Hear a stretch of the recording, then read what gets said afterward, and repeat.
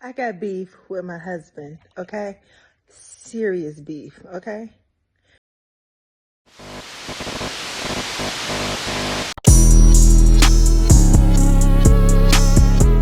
What doing then, y'all? This girl such a craziness. Don't come to you, and you with another word on the street segment.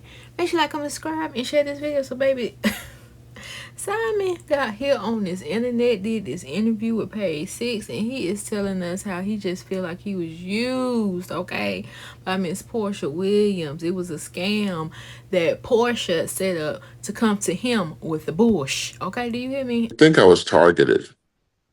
In what way? I was targeted from day one for financial reasons. When I filed for divorce from my previous, ex-wife, she was in my DM praying for me, and I think I was in a vulnerable position at that time, and I entertained it, and so it just kind of snowballed from there. Getting engaged in 30 days, I mean, who does that? I was out of my my my goddamn mind. But he tells us that allegedly Porsha was trying to get back with the brother after the divorce. I'm like, what the hell is going on here? So let's just get into this. So Simon Guobadia, he is not holding back in his new tell-all interview he did with Page Six. He said he absolutely regrets marrying Porsha and believes he was targeted for his financial reasons from day one. Okay, I ain't even gonna say nothing. According to Simon, their whirlwind engagement spiraled into a $5 million rehab project. You regret marrying her? Absolutely. Now, in the interview, Simon also claims that the whole marriage was a setup. He says he kept asking Porsha, why did you file for a divorce, but never got an answer. Not from her, not from her family. Radio silence. Why did you file for divorce? And she wouldn't say anything. I tried to reach her mom. Her mom would not respond either. I later figured out this felt like a coup. When you I don't know if you're familiar with. I'm familiar. I say it because I'm from Nigeria, and that we were ruled at one point by the military, and so every so often when you want to change leadership, the president, you stage a coup. Yeah. That's how I felt. I was totally blindsided. I was no member of her family, whether on the mother's side, on the father's side, reached out to me. And the only person I actually reached out to was her mom, and she didn't respond.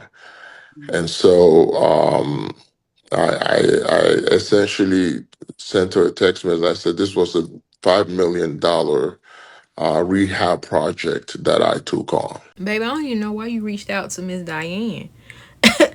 I don't know why you reached out to Miss Diane because, hey, once them ties were severed, she severed as well. Do you hear me? She is strictly for what she can get as well as her daughter. So I don't even understand why.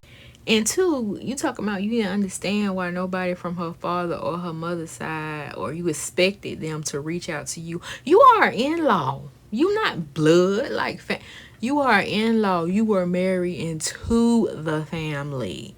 And they probably just tolerated your ass like most in-laws be sometimes. They were like, yeah, you know what, I'm just ain't gonna start that. That's y'all business. Yeah. And then you know, this whole thing, you coming with money on. So of course they're gonna be nice to you then. But Simon, you not squeaky clean either. So let's just not put it all on Porsha. Okay? All right. Moving right along. So Simon claims that after all of the ICE detention debacle, the deportation to Nigeria, and the divorce finally being finalized, he's saying that allegedly Porsha tried to get back with him. I said,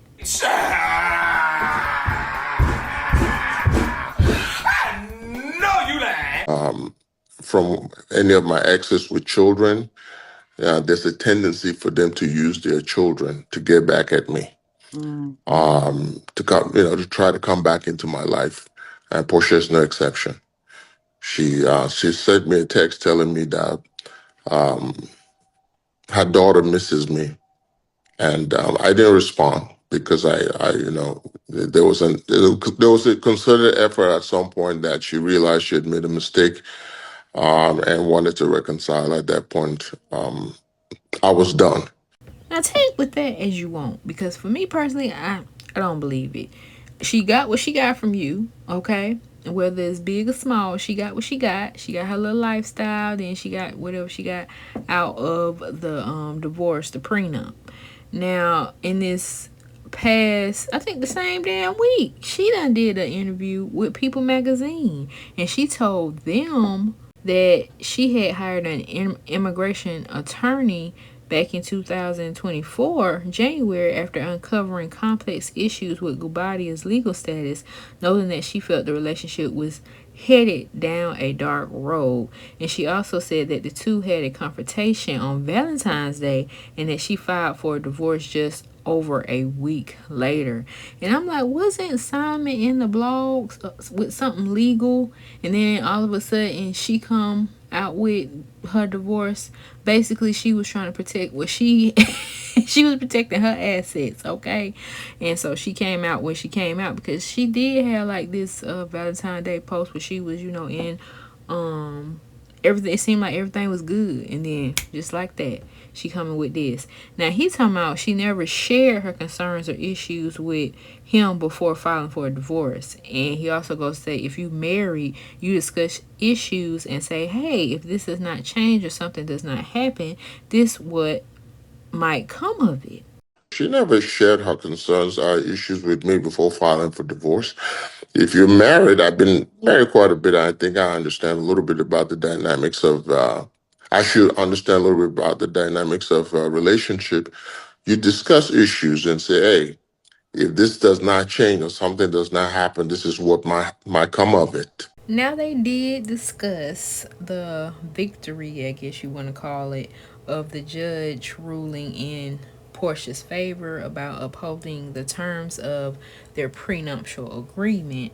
And Simon gave his response to that, and he basically said he's still going to fight for, appealing that. And I'm like, all right, good luck with that, brother. But I did want to, before we end this video, share with y'all what Porsha had to say, basically life after divorce when it comes to dating. It's lonely.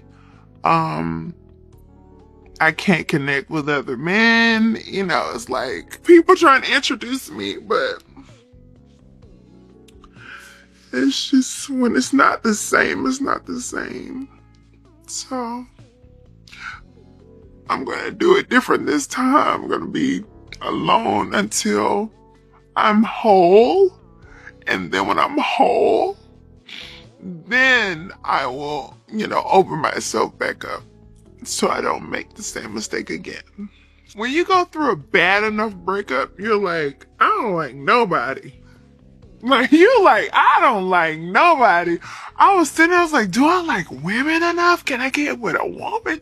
Like, who can come in and fill this void? Like, oh my God, somebody. I have got to be able to sit with someone and feel a part of what I felt with him. But I don't yet. It'll come. It'll come. But I'm like,